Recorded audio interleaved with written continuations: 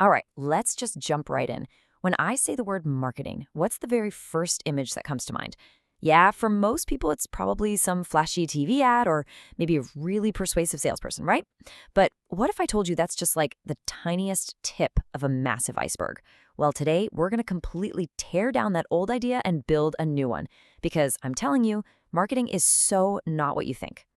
So let's really dig into that question. No, seriously, pause for a second and think about it. If you had to boil marketing down to just one single sentence, what would it be? It sounds like a simple question, but your answer, well, it actually reveals a huge shift in how businesses have thought about, well, everything for the past 100 years. And hey, if your answer was something about selling or advertising, you're not alone. That's what almost everybody says, and it makes total sense, right? I mean, we're just bombarded with ads 24/7. But here's the thing, saying marketing is just selling, that's kind of like saying a chef's only job is to put the food on the plate. It completely ignores all the incredible, crucial work that happened before that final step. Okay, so to really get this, we've got to pull apart two words that everybody mixes up: selling and marketing. They sound like they're cousins, but trust me, they are worlds apart. And understanding that difference, that's the key to unlocking, well, pretty much all of modern business. And this lays it out perfectly. Look at this. Selling, that all starts with what the company has already made. The big question is, how do we get rid of this stuff? It's all about short-term numbers. But marketing, it's the total opposite. It starts with you, the customer, and asks, what do you actually want? What do you need? And then it works backward to create it. It's all about the buyer, and the goal is long-term profit that comes from making people happy. Now, this whole customer-first idea, it didn't just pop into existence overnight. Oh no. It evolved over decades of businesses trying things and frankly getting a lot of stuff wrong. So to really see the big picture, we're going to have to hop in a little time machine and see how business philosophy has completely transformed. And here's our roadmap for that journey. It's a great overview. We're starting way back in the late 1800s with this production concept. Then we move into the product concept, followed by the pretty aggressive selling concept in the 50s. Then we get to the game changer, the marketing concept. And finally, we land where we are today with the societal concept. So let's unpack each of these one by one. All right, picture the early days of the Industrial Revolution. The big challenge wasn't convincing people to buy stuff. It was just making enough stuff. Demand was through the roof and supply couldn't keep up. So the whole game was about one thing: efficiency. How fast can we make it, and how widely can we spread it out? The philosophy was super simple. If you can build it cheap and get it out there, people will buy it, period. Okay, so then things started to get a little more crowded. More companies jumped in. And the thinking shifted a bit. Now the big idea was that the key to winning was just having the best product. You know, the whole build a better mousetrap and the world will beat a path to your door idea. But here's the problem with that. What if nobody has a mouse problem? Companies would pour everything into building these incredible, technically perfect products that nobody actually needed. And you can guess what happened next. Epic, expensive failures. So by the time we get to the 1950s, companies are really good at making things. Almost too good.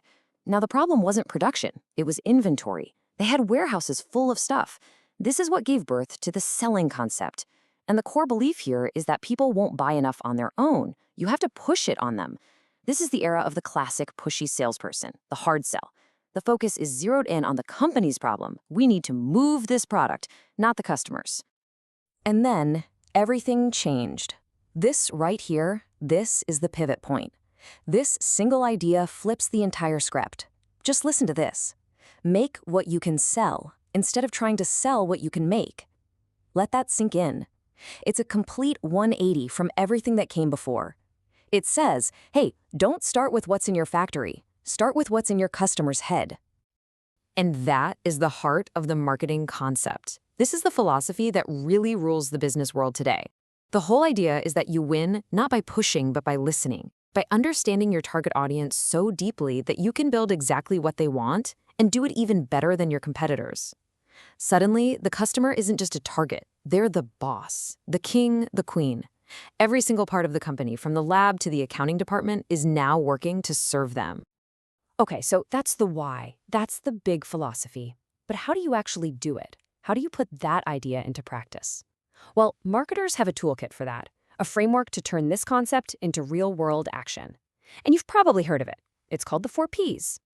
First up, P number 1 is product. And this is the bedrock. The foundation of it all. But listen, it's not just about making a thing. It's about designing a solution. You start with that deep understanding of what people need, and then you ask, what are we going to build to fix that? It could be a physical object, an app, a service, doesn't matter. The key is that it's built from the ground up to solve a real problem for real people. All right, next we've got price. And this is so much more than just a number. A price is a signal. It sends a message about your product's value. It's a really tricky balancing act, you know? It has to cover your costs, sure, but way more important is this.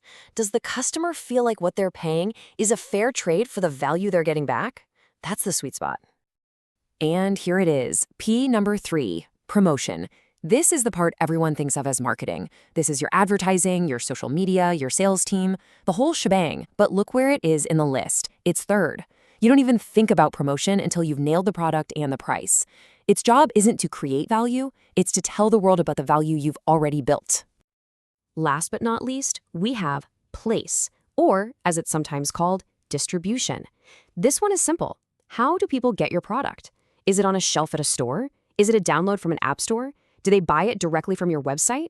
It's all about making it easy and convenient for your customer to actually get their hands on what you've made.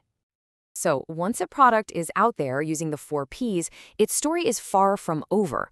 You have to think of products like they're living things. They're born, they grow up, they mature, and eventually, they decline.